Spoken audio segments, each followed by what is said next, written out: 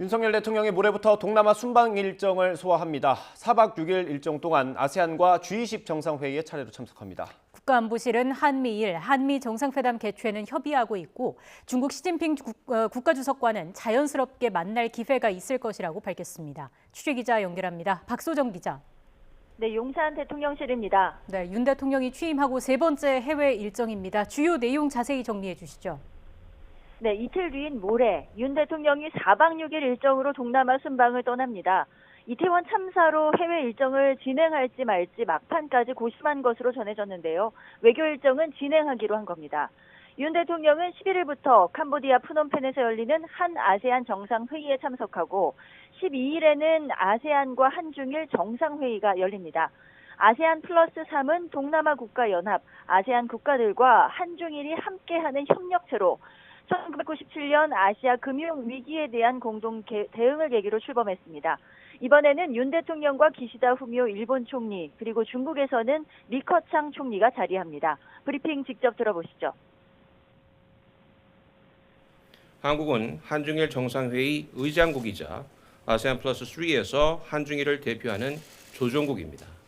윤 대통령은 아세안 플러스 3 정상회의에 참석하여 아세안과 한중일 간 실질 협력 방안에 관한 우리의 구상을 설명할 예정입니다. 윤 대통령은 한 아세안 정상회의에서 정부의 새로운 한 아세안 연대 구상을 발표할 예정인데요. 이 어떤 내용인지도 들어보시죠. 한 아세안 연대 구상은 우리 인태 전략의 비전과 원칙을 바탕으로 아세안에 특화한 협력을 추진해 나가기 위한 역사적 이정표가 될 것으로 생각합니다.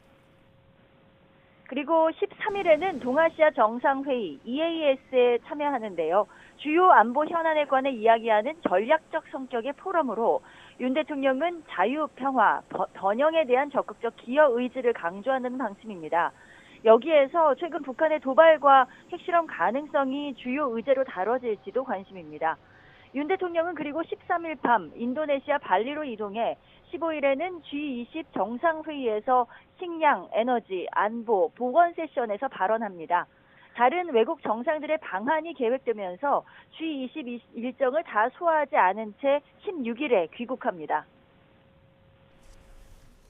네, 그럼 이번 순방에서 미국이나 중국, 일본 정상과의 회담은 잡힌 게 있습니까?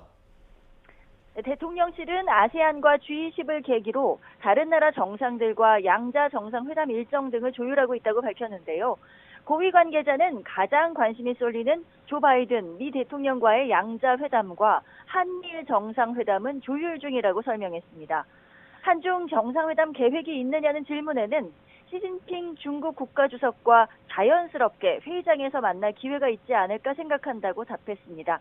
그러니까 정식으로 양자 회담은 없을 것으로 예상이 됩니다. 그 외 캄보디아와 태국, 필리핀과의 정상회담은 각각 확정됐고요. 윤 대통령은 귀국한 다음 날에도 정상회담을 이어가는데 17일에는 한 네덜란드 정상회담을, 18일에는 한 스페인 정상회담을 개최합니다. 최근 북한의 잇단 도발이 이어지는 가운데 미국 중간선거를 전후해 7차 핵실험 전망이 높은데요. 대통령실은 동남아 순방 도중 북한이 핵실험을 하게 된다면 미국과 일본, 중국 정상까지도 순방에 참여할 것으로 알려진 만큼 현지에서 한미일이 함께 대응할 가능성이 높다고 설명했습니다. 특히 한미 정상이 현지에서 대응하는 건 현지에서 대응하는 나름의 효과가 있을 것으로 생각한다고 강조했습니다. 지금까지 용산 대통령실에서 YTN 박소정입니다.